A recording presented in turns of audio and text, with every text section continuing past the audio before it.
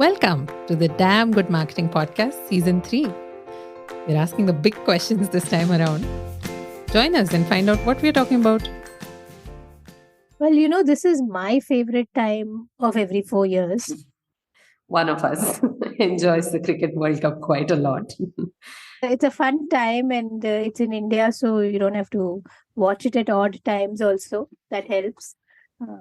But it's got me curious. I saw one video circulating about the event Anthem, right? There's a song video, and then you see different brands trying to capitalize on the event, and some are sponsors, some aren't so lucky, so they try and use other ways to associate. And somehow there's a feeling that, like, how does someone make it all come together? Because there's so many bits and pieces for what is essentially, for me, one big event / brand, which is the ICC World Cup. In some ways, it's almost a very public IP. Nobody can own it fully also. In fact, a lot of interesting campaigns we saw around the World Cup. A lot of the good campaigns, the muscle behind, the marketing really came, I think, from the brands, other brands themselves. Like I remember Pepsi having a huge role to play back in the 90s. And I think the celebrity of the players also, right? Like Sachin at that time was one of a kind in some ways. And, every time he came out onto the pitch, there was something to be said in that context. The interesting thing that you brought out about Sachin, etc., that I just realized there's one more entity who's kind of putting this brand out there, because earlier I didn't have access to Sachin. But today, for example, after every match, there's Virat posting his own pics. There's KL Rahul posting his pics. They're doing video interviews. They're talking about how the match went, and they're giving me like insider tidbits. What were we talking to each other about on the pitch? But I didn't have access to all of this when, in Sachin's heyday, it was you watched the match on TV or you saw them, in the paper the next day. And then you never saw him again until the next match, right? So, in fact, it's interesting in Guy Kawasaki's Remarkable People, there's the guest there makes a case for saying the reason creators have had a boom is because celebrity is more accessible now. Right. And I was also just thinking, like, then what happens to the brand, right? Because the same Sachin who walked out with the trophy didn't really make the front page. Like, where is the cricket fever? What's happening? Apparently, it's not happening. And just kind of reminds me of how difficult it is, especially in a country like India, to be the custodian of a brand, if I could call it that, because we see so many interesting cases, anecdotes of, how branding can be misunderstood. So, not an easy job. And I hope, outside of all the niggles that have also been part of the World Cup this year, like the marketing push really does kick in. Because usually, even someone like me who's not at all a cricket fan, at this time of year or at this time of 4 years, I can't help but listen to something and I know what's going on. But this time I'm not. Yeah, because it's also a lot of the consumption is a lot more private, right? Like we are watching on our phone. So, for example, someone in your house could very well be following it on an app or, watching on their phones, and you're not even aware of that. But it's a challenge, I'm sure, right? For folks like you on the branding side, when you work with clients who have such a large, let's say, sphere of influence and so many companies who could also be projecting your brand. True. And in fact, as we are heading into the Dashera, Diwali, Christmas festive season, there's a lot riding on, the festive period this year, right? The 3 years of the pandemic, you could say, no, because of that, people are not spending, or, the festive spirit is a bit dampened. Even last year, you could get away with it because, people are just recovering and everything we don't know how to be normal anymore. But this year, what excuse do you have? And the fact is that it's quite interesting because social media and the memes that we see on social media are usually a good indicator of how people are thinking.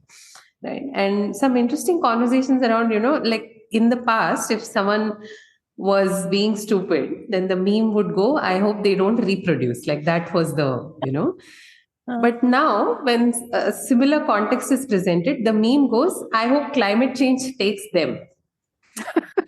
Right? And it's interesting because you suddenly realize what is top of mind for a lot of people. People are questioning their own consumption patterns, and proof of what's happening around us is very clear and present.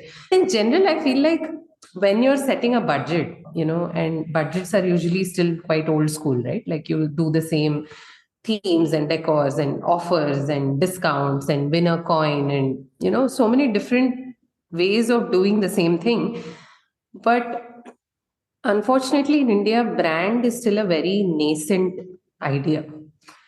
Despite us having seen, experienced so many brands ourselves.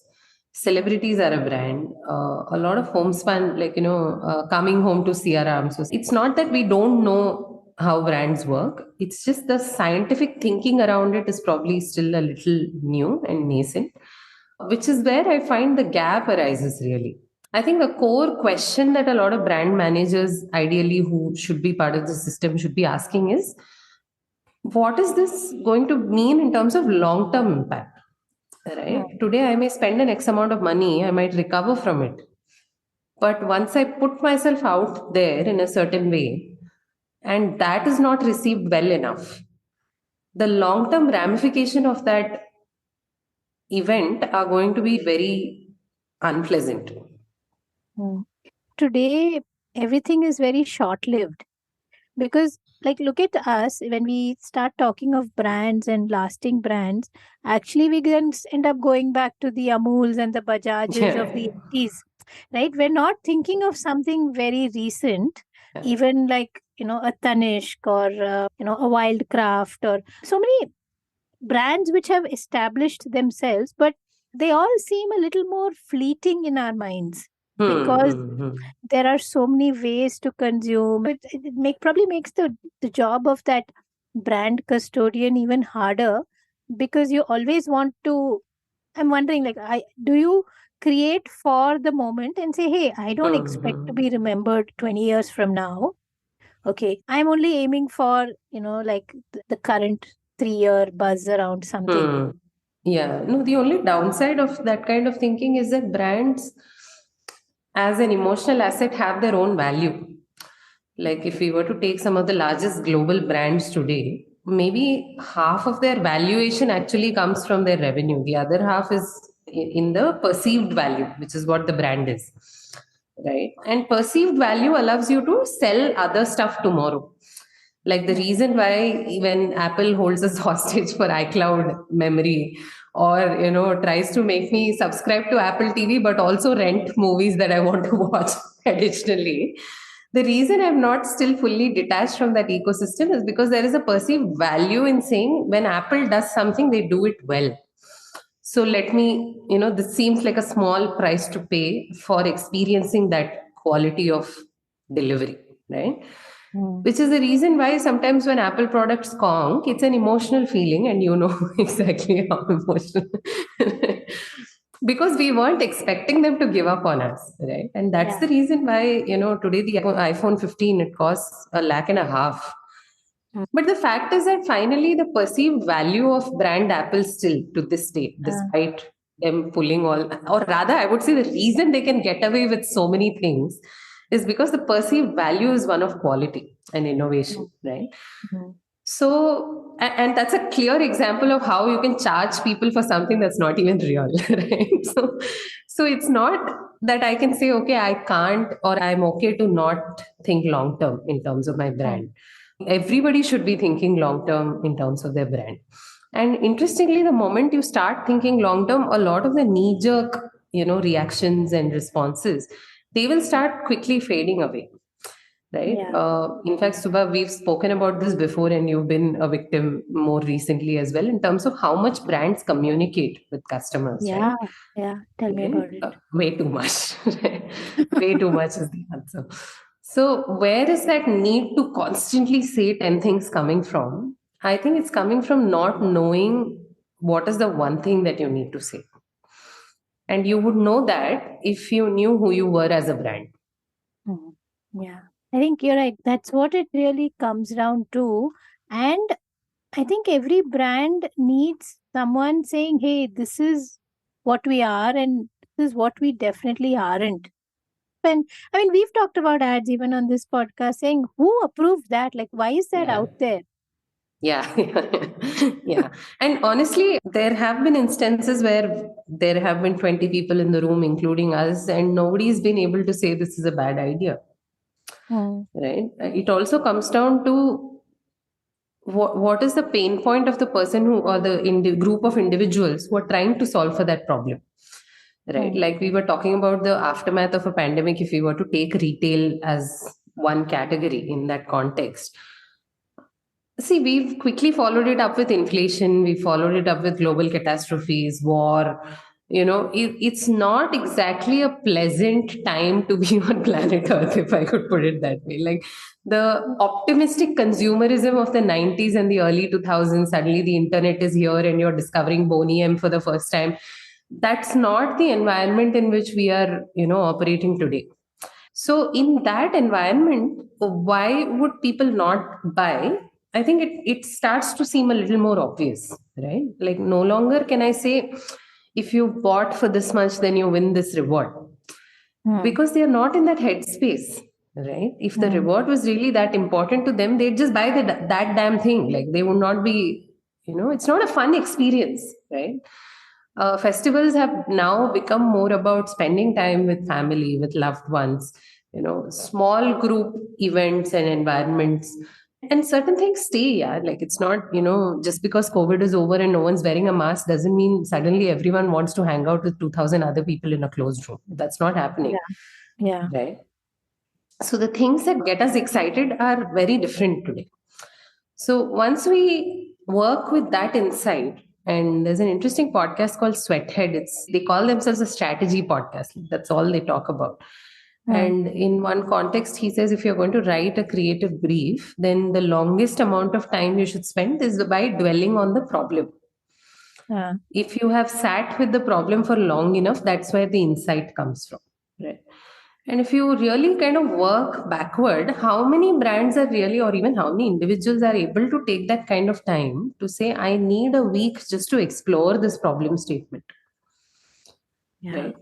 No, and that is so powerful. And I think also this drive of what can I put out there, right? It's all just so, reactive, or you're desperate to not miss an opportunity, not miss that, my viewership peaks on Tuesday afternoon. So Tuesday morning, whatever I can think of, let me just put out there. But there's an interesting way to think about this also as an ecosystem of, different stakeholders, right?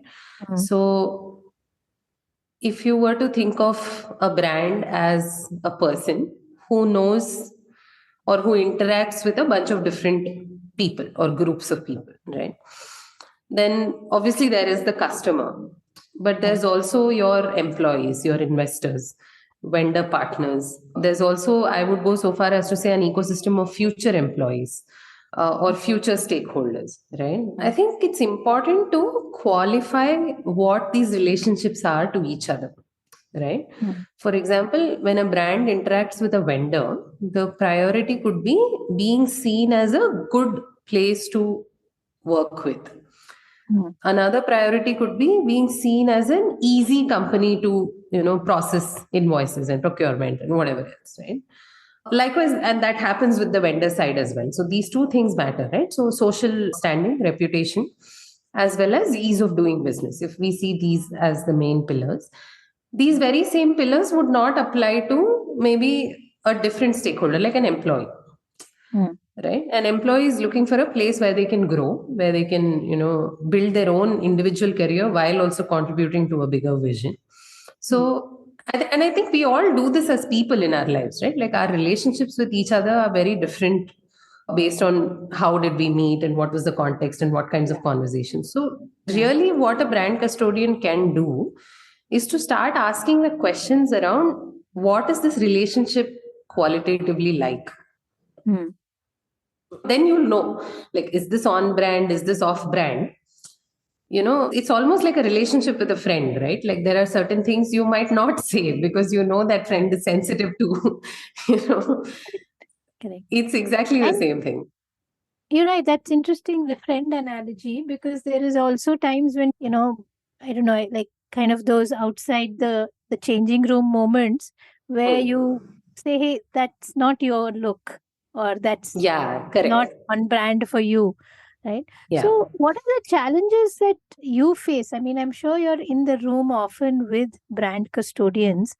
What are the, maybe the top, they may be your pet peeves also, but what are those 2, 3 things that you sometimes find they're consistently or often not doing optimally, and what could they maybe do differently? I think we're not receptive to the idea of what a brand really means. It's too abstract. And in fact, unfortunately, we've made it worse by introducing things like brand archetypes and things like you're the hunter and the shadow and what, like, like finally, I think what we're all trying to do is to capture something that cannot be captured in a bottle. It's like saying this entirety of the human will be defined by an MBTI, right? Like it's not going to happen. It's going to highlight one aspect of who they are, right? And even in the closest of relationships, you only still know one or two aspects of the human being. So to remove that blindness, really, not a lot of business leaders, owners are very willing. We see a lack of willingness, and unfortunately, the way it translates is into those knee-jerk reactions, right? So you built a nice brand system, and the only tangible thing in that entire brand system is actually your logo.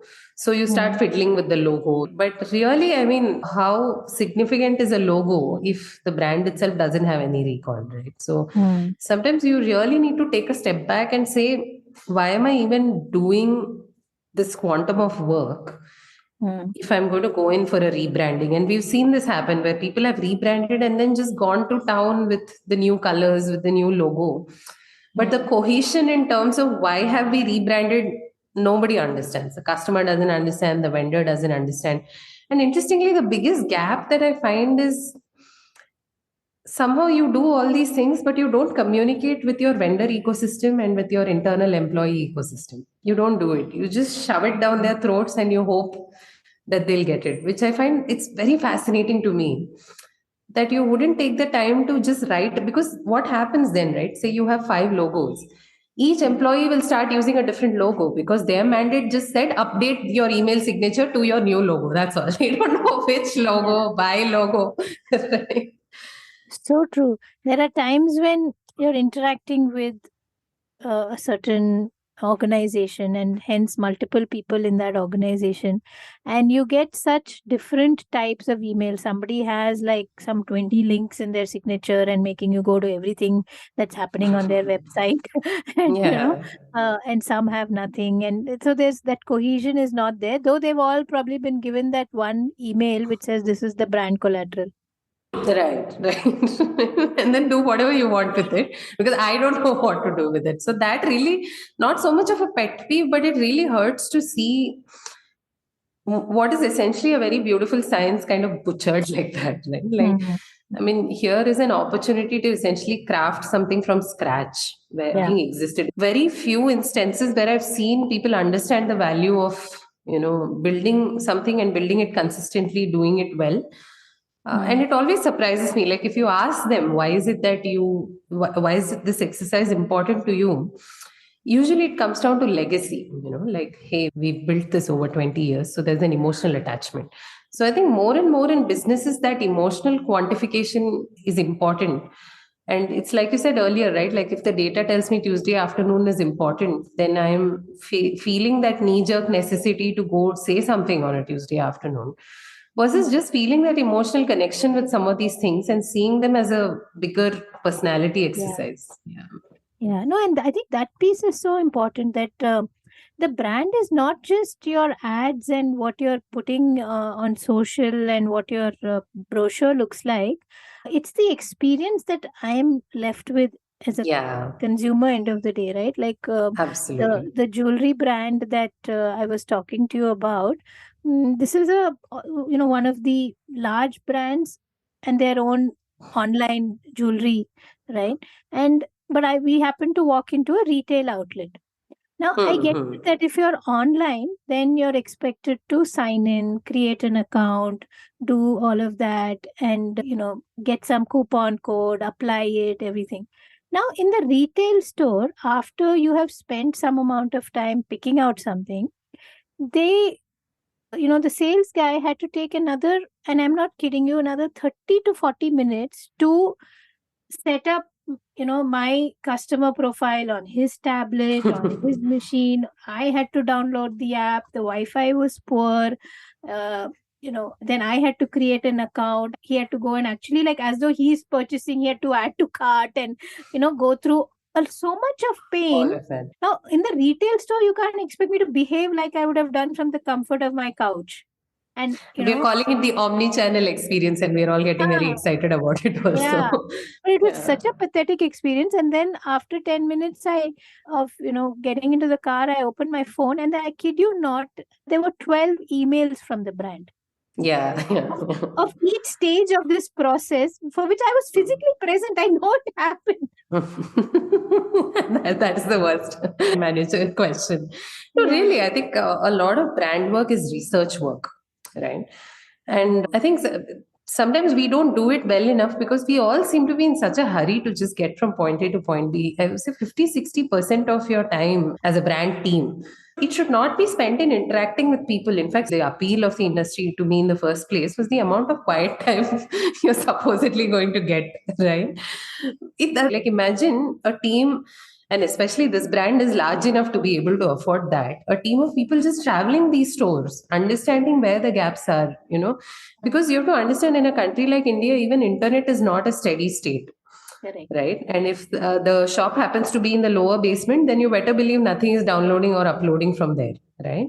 Yeah. So the reason they're not catching this is because they are sitting and writing the brief for the next marketing campaign and the next this thing. So really, please, marketing and branding are not the same thing. They are like very separate functions, and I think we could all benefit from, thinking in those terms as well. Yeah, no, very true. And finally, all of that effort under that umbrella of marketing, branding, and just owning your brand comes to naught if it doesn't tie in well for the customer. Exactly. And knowing that customers often give us a very simple positioning in their heads, right? And this applies to even like one person, two people, companies, and brands. They have already made up their mind as to who we are in their minds. Our job is simply to understand why.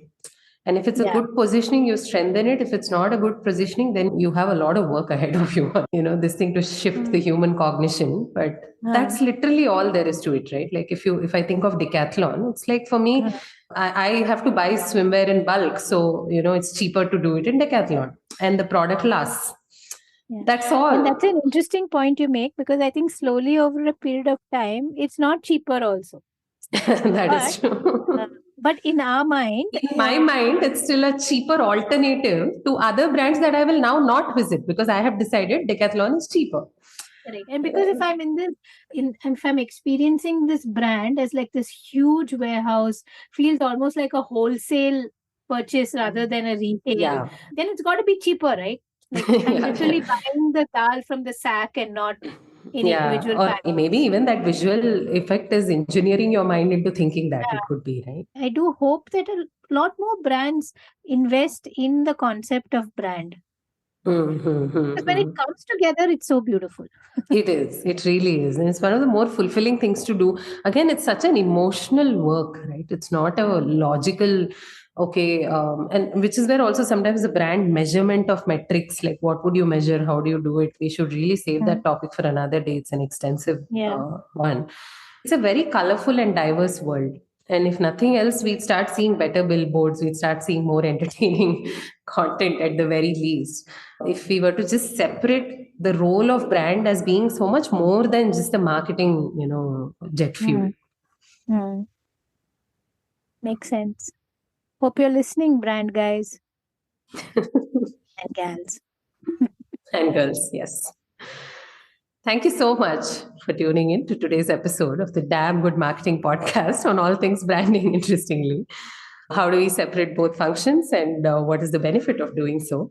We hope you enjoyed listening to us. And if you have any questions, you know where to find us on LinkedIn. By the way, we are also on YouTube. So if you need to passive listen on a different platform, we'll share the link to the Damn Good Marketing Podcast on YouTube. Thank you so much for tuning in to today's episode of the Damn Good Marketing Podcast. We're so glad to have you here. If you enjoyed the episode as much as we enjoyed making it, please hit subscribe, follow, whatever is that big shiny CTA you see on whichever podcast platform you're listening to on right now. It would mean so much to us. See you next time.